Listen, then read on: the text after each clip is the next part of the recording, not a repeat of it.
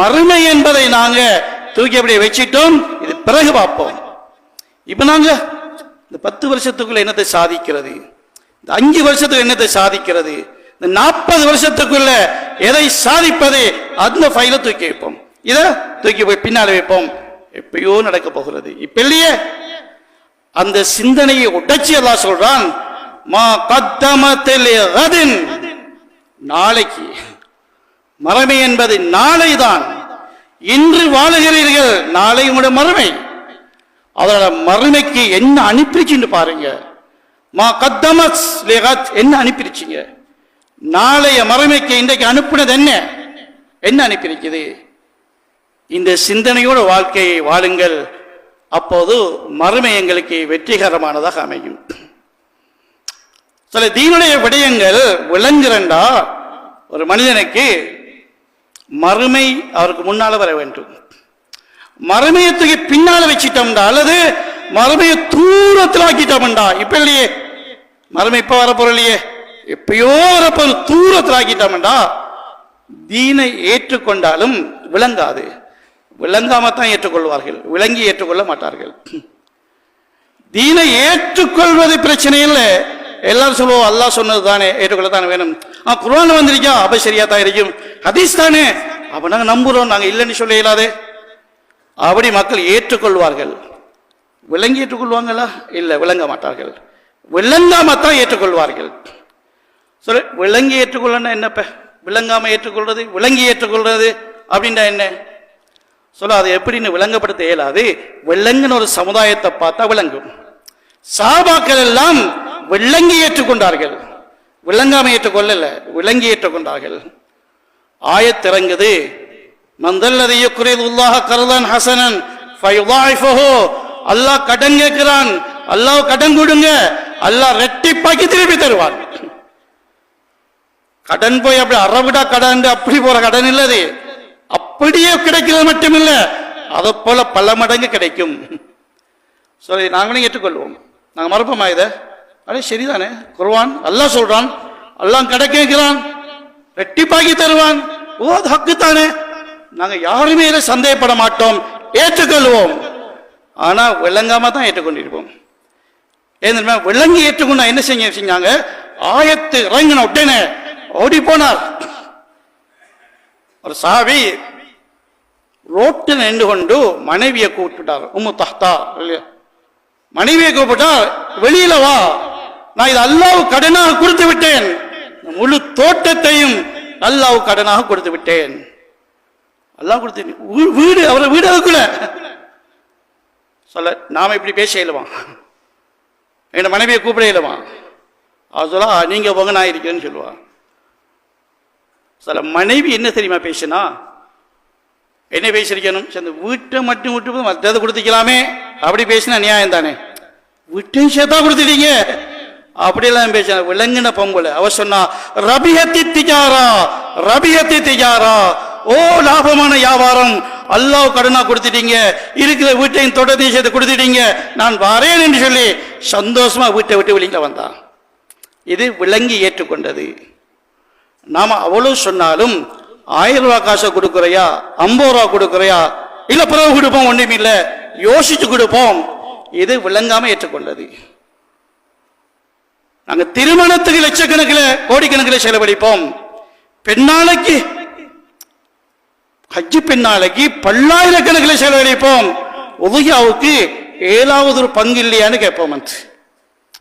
பங்கு ஒரு மாடு கொடுக்கலாம் தானே, உங்களுக்கு ஒரு ஆடு ஒன்று கொடுக்கலாம் தானே, கொடுக்கலாம் தான். நீங்களோட பிள்ளைக்கு உடுப்படுத்தது உதவியா விட கூட, ஒரு பிள்ளைக்கு எடுத்தது ஒரு ஒட்டகமே வாங்கலாம் பெண்ணுக்கு செலவழிச்சது, ஆனா அப்படி கொடுக்க மாட்டோம். அப்ப இங்க பங்கொண்டு இல்லையா, 7 பேர் செய்யற இல்லையாண்டு. இது என்னது? இது கொஞ்சம் விளங்கி ஏற்றுக்கொண்டது. என்ன கூட்டம் என்ன அறவே விலங்குகளை ஏற்றுக்கொண்டிருக்கிறாங்க. அவங்க 5 ரூபா 10 ரூபாயில முடிச்சு கொள்றாங்க சதக்கா, பெண்ணால் சதக்கா 50 ரூபா 100 ரூபா. அறவே விளங்காம ஏற்றுக்கொண்டது. சஹாபி முழு தோட்டத்தையும் கொடுத்தார். அல்லாஹ் கடன் கேட்கிறானா, இந்தா கொடுத்து அல்லாஹ் தந்தாதானே, கொடுத்தாச்சு, வீட்டை விட்டு வெளியிடவா. பொம்பளை சொன்னா ரபிஹத்தி திஜாரா. இதுதான் விளங்கி ஏற்றுக்கொண்டது. சில தீன் எப்படி விளங்கிச்சு அவங்களுக்கு? மறுமை முன்னால தீன் விளங்கிச்சு. எங்களுக்கு மறுமை என்பது சிலாக்களுக்கு கற்பனை மாதிரி. சிலாக்களுக்கு மறுமை என்று இருக்குதுன்னு சொல்றாங்க, நாங்க இல்லைன்னு மறுக்கல, இருக்குதுன்னு மனசுக்கு எடுக்கவும் இல்லை. பொதுவாக பொதுமக்களுடைய நிலைப்பாடு என்னன்னா, மறுமை ஒன்று இல்லைன்னு நாங்க மறுக்கவும் இல்லை, இருக்குது என்ன செய்யறேன்னு மனசுக்கு எடுக்கவும் இல்லை. காலையில் எழும்பின உடனே மறுமைக்காக என்ன செய்வோம் அப்படி யோசனை என்று வருகிறதா? இன்றைய பொருளாதாரத்தின் மறுமைக்கு பங்கு என்ன? இன்றைய அமல்களில் மறுமையுடைய பங்கு என்ன? அப்படி யோசிக்கிறது அவசியமா? சரி, அதனால மறுமை எப்ப முன்னுக்கு வருதோ, நெருக்கமா வருதோ, தீன் பூர்த்தியா விளங்கும். மறுமையை விளங்காத ஒரு மனுஷனுக்கு அவனை வச்சு கொண்டு எவ்வளவு நேரம் விளங்கப்படுத்தினாலும் ஒன்றும் விளங்காது. நீங்க சொல்லலாம் சரின்னு எழுப்பிட்டு போவார், ஒன்றும் செய்ய மாட்டார். அவருடைய மறுமை விளங்கலன்னா துணியா ஏமாற்றும், அவ்வளவுதான். ஒரு மனிதர் மறுமை எவ்வளவு தூரமாக்குறாரோ அந்த இடைவெளி இருக்கிறானே. நினைக்கிறேன் 50 வருஷம் வாழுவேன்னு யோசிக்கிறேன். இந்த 50 வருஷத்துக்கு பிரதான மரணத்தை யோசிக்கிறார். அந்த 50 வருஷத்துக்குள்ள அந்த இடைவெளியில துனியா வரைய மாத்தி போட்டுரும். அதான் நபி ஸல்லல்லாஹு அவங்க அந்த இடைவெளி விடாமலுக்கு மறுமையை கிட்ட வச்சு கொண்டாங்க. இஸ்திஞ்சா போயிட்டு ஸல்லல்லாஹு அலைஹி வஸல்லம் தயமம் செஞ்சுட்டு வந்தார்கள். சாபி சொன்னார், யார் சொல்லலாம், தண்ணி இந்தானே இருக்குது, என்னது தயமம் செஞ்சேன்? தண்ணி தான் தயமம் செய்ய தேவையில்லையே. அல்லது வேறு நோய், அப்படி நோய் ஒன்று இன்னும் ரசூலுல்லாஹ்க்கு தெரியும். சஹாபிக்கு ஸல்லல்லாஹு சொன்னாங்க, லா அல்லி லா அபுலை இலைஹி, தண்ணி அந்த அருகில் தான், இந்த தண்ணியை அடைய இயலாமல் மௌத்து வந்துட்டுண்டா. இந்த அருகில் தண்ணி எவிடத்தை செஞ்சா போயிட்டு இந்த தண்ணிக்கு இந்த சில எட்டுக்களுக்குள் அவிடத்தை தயமம் செஞ்சிட்டு எட்டுக்களுக்குள் மரணம் வந்து விடலாம். நாம நூற்றாண்டை யோசிக்கிறோம், 100 வயசாக இல்லையே என்று. நபிச்சவர்கள் 8க்குள் மரணம் வந்து விடலாம் என்று இடைவெளி விடாமலைக்கு மறுமையை துனியாவோடு சேர்த்துக் கொண்டார்கள். அல்லாஹ் இடைவெளி இல்லாம சொல்றான், மா கத்தபந்திலே கதன், இன்றைய நாளுடைய மறுமையை சேருங்க. நாளை மறுநாள் இல்ல, இன்றைய நாளுடைய மறுமையை சேருங்க. இடைவெளி விட்டீங்கன்னா அதுக்குள்ள துனியா புகுந்து உங்களை ஏமாத்தி போட்டுரும். துனியா எவ்வளவு ஏமாத்துதோ மனிதன் அந்த அளவு துனியாவுக்கு அடிமையாகுவார். அவர் பணத்துக்கு அடிமையாகுவார், பதவிக்கு அடிமையாகுவார், உலகம் ஒரு போக்குக்கு அடிமையாகுவார். நினைப்பார் இதுதான் முன்னேற்றம் என்று சொல்லி, ஏமாற்றத்துக்கு முன்னேற்றம் என்று பெயர் வைப்பார். அடுத்த கட்டத்தில் பாவத்துக்கு அடிமையாகுவார், ஹராத்துக்கு அடிமையாகுவார். அங்கால பயங்கரமான விடயங்களுக்கு போதைக்கு அடிமையாகுவார். தன்னை அழிச்சு கொள்ளக்கூடிய பயங்கரமான பாவங்களுக்கு அடிமையாகுவார். அடிமைத்துவம் ஆரம்பிச்சது அங்க பணத்துக்கு அடிமையாகி, பதவிக்கு அடிமையாகி, உலகம் போற போக்குக்கு அடிமையாகி, உலக முன்னேற்றம் தான் வாழ்க்கை முன்னேற்றம் என்ற அந்த முடிவுக்கு வந்து, அப்படி என்றால் உலகத்தில் அனுபவிப்போம், அவ்வளவுதான். மறுமை என்பது பெய்த தூரத்துக்கு அனுபவிக்கிறது உலகத்தில் தான்.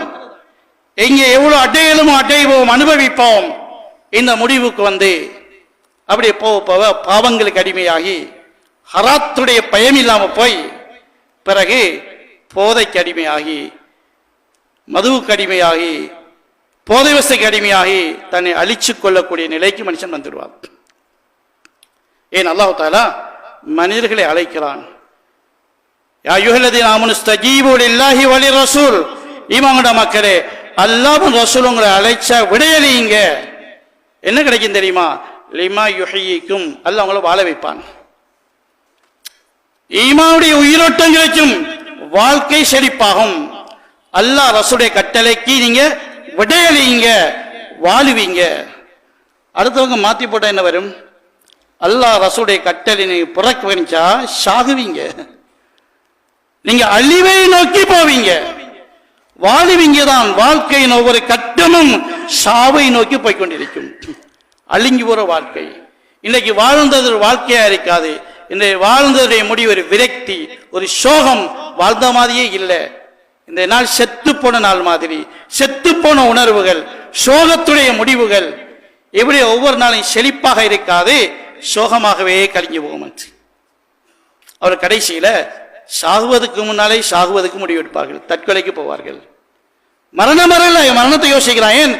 அல்லாஹ் ரசூலுடைய கட்டளைக்கு விடையளிக்கலையே, மாறித்தானே போறீங்க புறக்கணிச்சு. அப்ப நீங்க ஷாகுவைத்தான் ஆசை வைப்பீர்கள்.